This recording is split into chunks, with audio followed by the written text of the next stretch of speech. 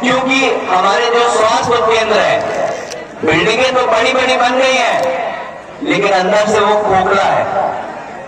लोगों की जान जा रही है, कहीं ऑक्सीजन की कमी की वजह से, कहीं दवाओं की कमी की वजह से, कहीं डॉक्टरों की कमी की वजह से, और कहीं बेसिक संसाधनों की कमी की वजह से।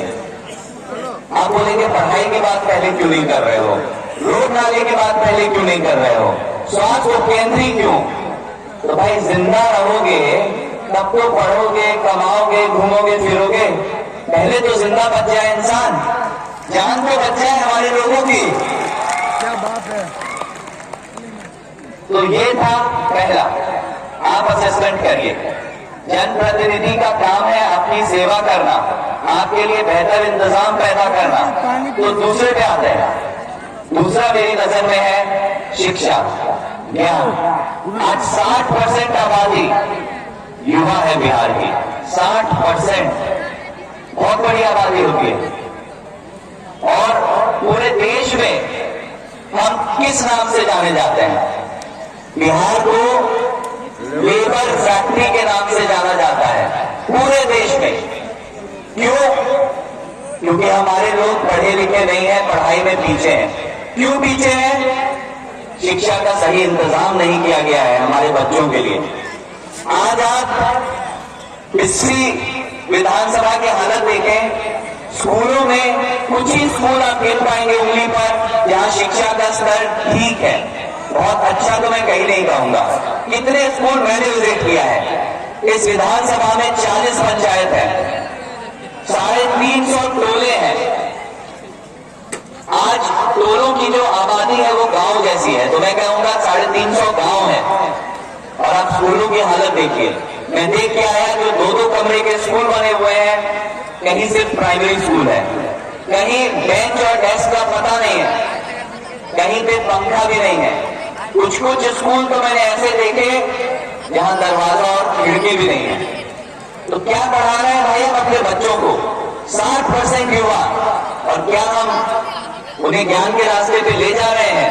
जी नहीं, हम लेबर फैक्ट्री थे और बने रहने के ही रास्ते पर हम चले जा रहे हैं। तो मेरा मानना है कि हमें शिक्षा पर काम करना पड़ेगा, अपने बच्चों को ज्ञान के रास्ते पर आगे ले जाना पड़ेगा, ताकि हमारे बच्चे भी डॉक्टर, इंजीनियर बने, अकाउंटेंट बने, प्रोफेसर बने, IAS, IPS बने। ऐसे काम नहीं चलेगा भाइयों। तो ये मेरा, मैं आपको मैनिफेस्टो ही सुना दूं, मेरा इसे आप मैनिफेस्टो समझ लीजिए कि मैं किन चीजों पर काम करना चाहता हूं आपके लिए। आपको ठीक लगे आप समर्थन दीजिए, आपको लगे नहीं नहीं ये फालतू के मुद्दे हैं, हम इस पर वोट नहीं देंगे, हम तो सिर्फ जाति पर वोट देंगे, हम तो सिर्फ धर्म पे वोट देंगे, तो वो आपकी मर्जी। लेकिन आपको हम साफ कर दें, हम न जाति की राजनीति में विश्वास रखते हैं, न धर्म की राजनीति में विश्वास रखते हैं, सिर्फ और सिर्फ विकास की राजनीति में विश्वास रखते हैं। आपको पसंद आए साथ दीजिए, नहीं आए हमको साइड कर दीजिए, लेकिन जो हमको काम करना है हम वही काम करेंगे, इससे हम हटेंगे नहीं। मैं युवाओं से अक्सर बात करता हूं, तो मुझे वो लोग कहते हैं कि भैया कहीं लाइब्रेरी की सुविधा नहीं है। हर पंचायत में कम से कम एक लाइब्रेरी हो, जहां जो बच्चे स्कूल के बाद पढ़ाई करना चाहते हैं पढ़ सके, जो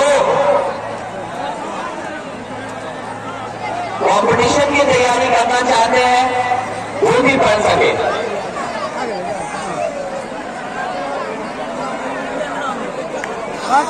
तो इन सब पर काम करने की बहुत जरूरत है हमें। और रोजगार का मुद्दा तो हम आपसे छिपा नहीं है। तेजस्वी जी ने भी घोषणा किया है कि हम लोग हर घर में एक सरकारी नौकरी देने का काम करेंगे, और तेजस्वी यादव जो कहता है वो करके दिखाता है।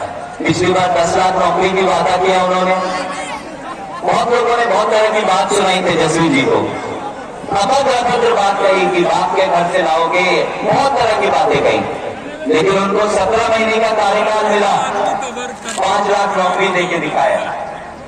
थोड़ी देर ब्रेक लेते हैं आपसे, हमारे नेता पधार लिए हैं, तो अपनी बात को यहाँ थोड़ी देर के लिए ब्रेक करते हैं, नेता का स्वागत करते हैं।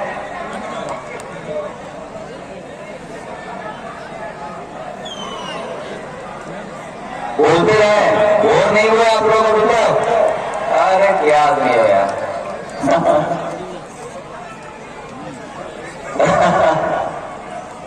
तो अपनी बात रख लेते हैं, सिर्फ 5 मिनट का समय है नेता के आने में, तो अपनी बात खत्म कर लेते हैं जल्दी से।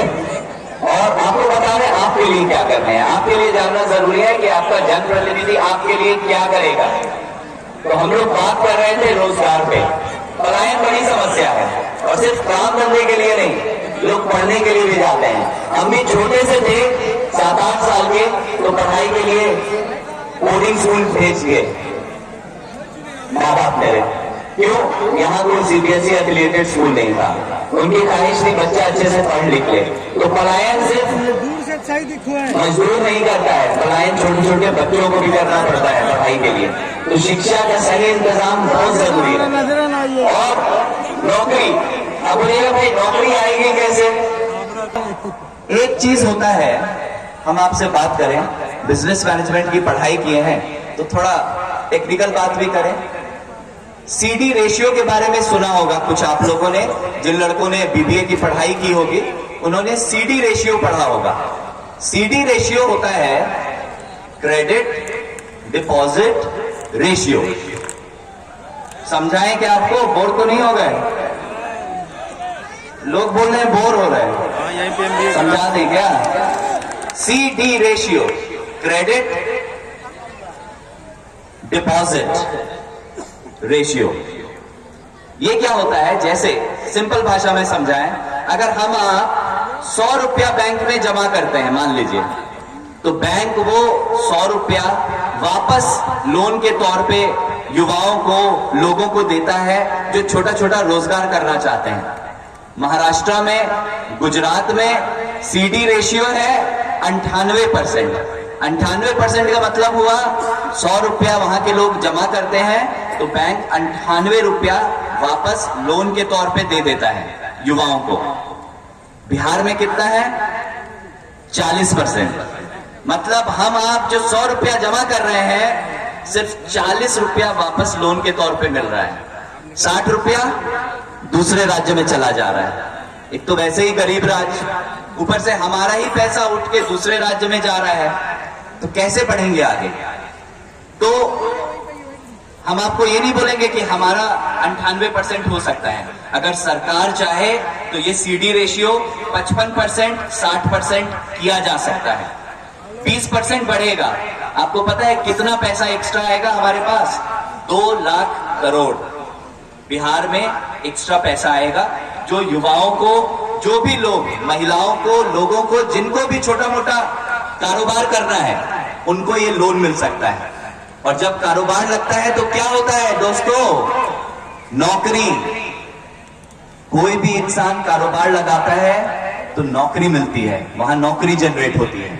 जब लाखों लोग रोजगार लगाने के लायक हो जाएंगे, और ये पैसा हम कहीं से मांग के लाने की बात नहीं कर रहे हैं, हमारा आपका पैसा बैंक में है, जो बाहर जा रहा है वो हमें आने की बात कर रहे हैं। कोई हवा में पैसा हम आपके लिए पैदा करने की बात नहीं कर रहे हैं। तो ऐसे अगर हम मोटिवेट करें, पढ़े लिखे लोग मंत्रालय में बैठे, युवा लोग मंत्रालय में बैठे, हम तो कहेंगे युवा सोच की जरूरत है, युवा संकल्प की जरूरत है। काम मुश्किल है लेकिन इनसे रोजगार के अवसर पैदा होंगे। तो इन सब पर आपके लिए काम करना चाहते हैं। अगर आप लोग समर्थन देंगे, अगर आप लोग साथ देंगे, तो मेरी कोशिश है कि हम आप लोगों के लिए काम करें, आपके सुख दुख में खड़े रहें और हमारे बच्चों के बेहतर भविष्य के लिए मेहनत करें। आप लोग भी जानते हैं हम राजनीति में कोई लोभ लालच से नहीं आए हैं।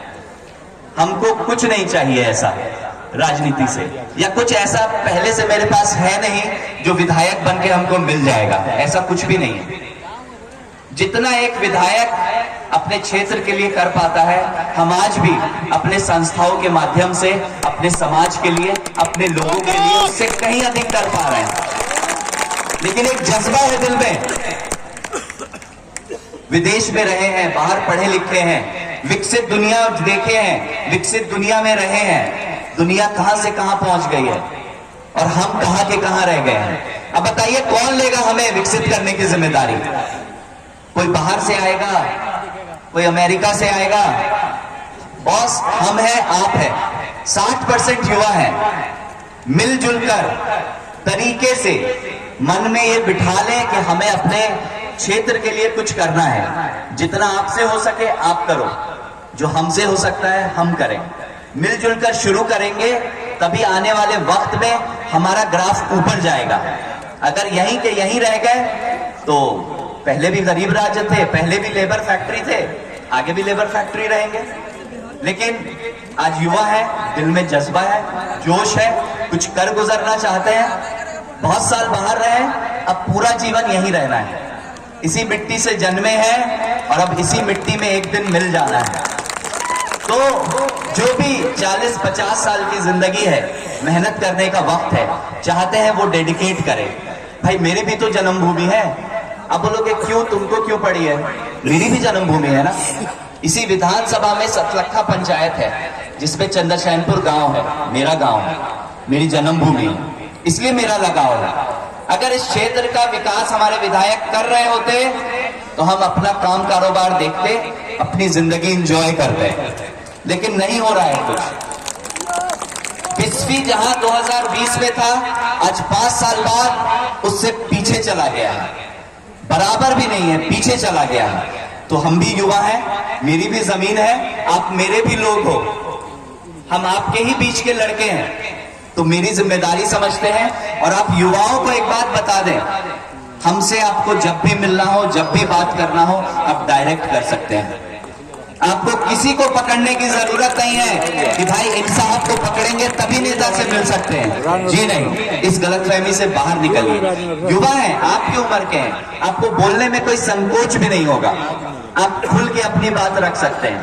और लोग रखते भी हैं, हम जहां भी जाते हैं युवा लोग खुल के अपनी बात रखते हैं, हर तरह की बात रखते हैं।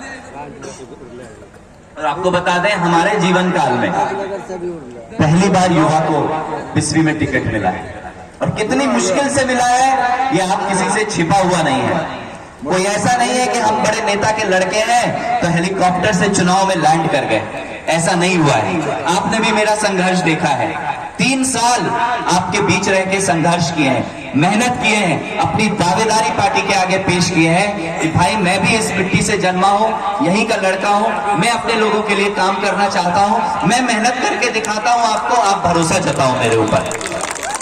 और पार्टी ने भरोसा जताया, इंडिया गठबंधन के शीर्ष नेतृत्व ने भरोसा जताया, और आपको विश्वास दिला दें, आपके हक के लिए हमेशा खड़े रहेंगे, आपके लिए काम करते रहेंगे। इतने दिन से चुनाव में है, गला बैठ गया है बोल बोल के, सुबह से शाम, दिन से रात।